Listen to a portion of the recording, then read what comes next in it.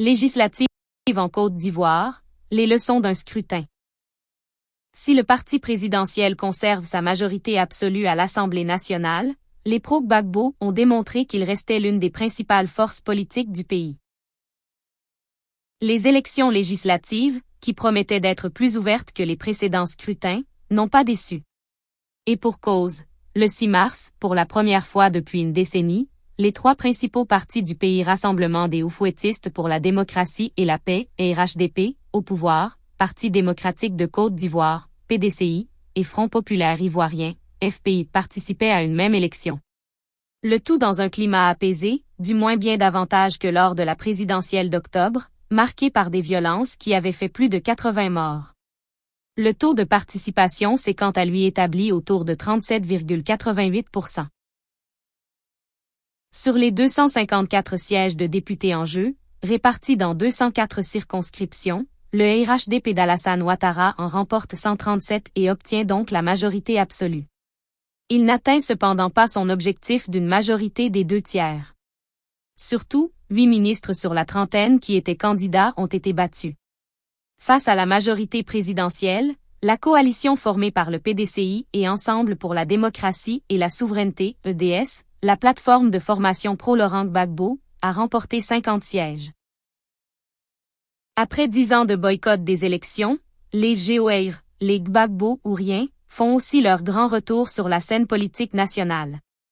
Quant au PDCI d'Henri Konan Bédié, il se maintient comme principal parti d'opposition même s'il essuie plusieurs défaites dans certains de ses fiefs. Plusieurs ministres battus. Une figure du RHDP le confiait avant les législatives. Si nous parvenions à obtenir 65% des voix, soit 165 sièges, ce serait bien. Avec seulement 137 sièges obtenus, malgré l'armada dépêchée par le parti présidentiel, le compte n'y est pas. Et même si le nombre de députés étiquetés RHDP dans l'hémicycle devrait être un peu plus élevé grâce au ralliement attendu parmi les 26 candidats indépendants élus, la majorité présidentielle n'atteindra pas les 167 sièges qu'elle avait obtenus lors des dernières législatives, en 2016. Plusieurs figures du camp présidentiel ont été élues dans leurs circonscriptions respectives. Le Premier ministre, Ahmed Bakayoko, actuellement hospitalisé en Allemagne dans un état préoccupant, a été élu à Séguéla. Patrick Hachi, nommé le 8 mars pour assurer son intérim, l'a lui emporté à Adzopé. Idem pour Adama Bictogo, le secrétaire exécutif du RHDP, qui s'est imposé à Agboville, pour Ali Koulibaly, le ministre des Affaires étrangères, qui l'a emporté dans le handball, ou encore pour Ibrahima Cissé Bakongo, ministre auprès du président chargé des affaires politiques, élu à Koumassi. Kandia Camara, la ministre de l'Éducation nationale, permet également au RHDP de rafler les 6 sièges de députés en jeu dans la commune abidjanaise d'Abobo. Sur la trentaine de membres du gouvernement qui étaient candidats, 8 ont perdu. Un ratio assez élevé, qui ne manque pas de susciter une certaine déception dans les rangs de la majorité. Dans le district d'Abidjan, Gilbert Kafana Koné, ministre auprès du président chargé des relations avec les institutions, qui était pressenti pour être porté au perchoir de l'Assemblée nationale, a été battu par la coalition PDCI-DS à Yopougon. Siandou Fofana, le ministre du Tourisme, a lui échoué à Port-Bouet. Parmi les autres ministres perdants, Sidi Touré, le ministre de la Communication et porte-parole du gouvernement, battu à Béoumi, Raymond Goudou Kofi, la ministre de la Culture, défaite à Toumodi, ou encore Jean-Claude Kouassi, le ministre des Mines et de la Géologie, à Djebonois. Tous ont sans doute du souci à se faire pour leur maintien au sein du prochain gouvernement. Retour des pro-Gbagbo.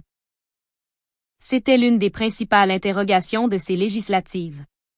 Après 10 ans de boycott des élections, quel serait le résultat des pro-Gbagbo? Pour leur grand retour dans le jeu électoral, ils ont rappelé qu'il était l'une des principales forces politiques du pays. Au total, EDS place 8 députés à l'Assemblée nationale, sans compter ceux qui font partie des 50 élus dans le cadre de sa coalition avec le PDCI. Parmi les différents succès des pro-Gbagbo, l'un est particulièrement symbolique, leur victoire dans la commune populaire de Yopougon, fief historique du FPI, où 6 sièges de députés étaient en jeu.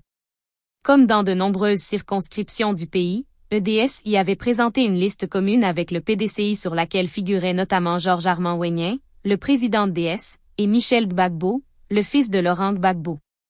En reprenant son fief de Yopougon au RHDP, la branche du FP pro-Gbagbo épaulée par le PDCI remporte l'une des principales batailles de ces législatives.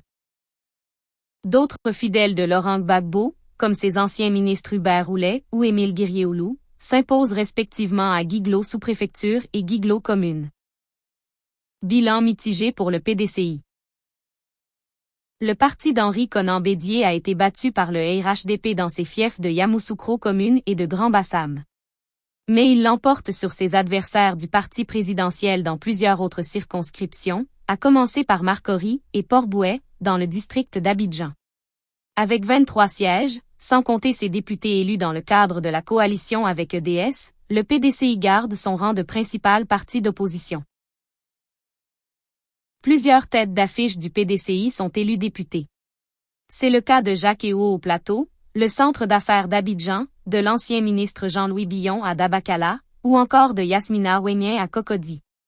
À Gagnoa sous-préfecture, Maurice Kakou-Gikawe, le secrétaire exécutif du parti, sort lui vainqueur du duel qui l'opposait à Marie-Odette Lerougnon, candidate d'EDS. Le résultat de cette circonscription, dans le département natal de Laurent Gbagbo, était scruté de près.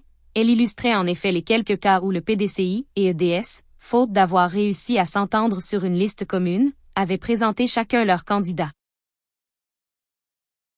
Enfin, Daoukro reste bel et bien le fief d'Henri Konan Bédier. Olivier Akoto, le député sortant du PDCI, y a été réélu face au journaliste Venance Konan, qui se présentait sous la bannière du RHDP. Pascal Afine-Guessant et Albert Mabry-Touaqueuse conservent leur siège.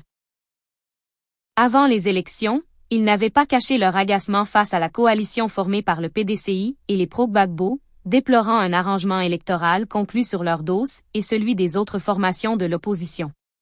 Pascal Afine-Guessant, le président du FPI légalement reconnu, et Albert Mabry-Touaqueuse, le président de l'Union pour la démocratie et la paix en Côte d'Ivoire, UDPCI, ont donc noué leurs propres alliances électorales. L'ancien premier ministre de Laurent Gbagbo a été réélu dans son bastion de Bongouanou et l'ex-ministre d'Alassane Ouattara dans le sien, à Zouaounien.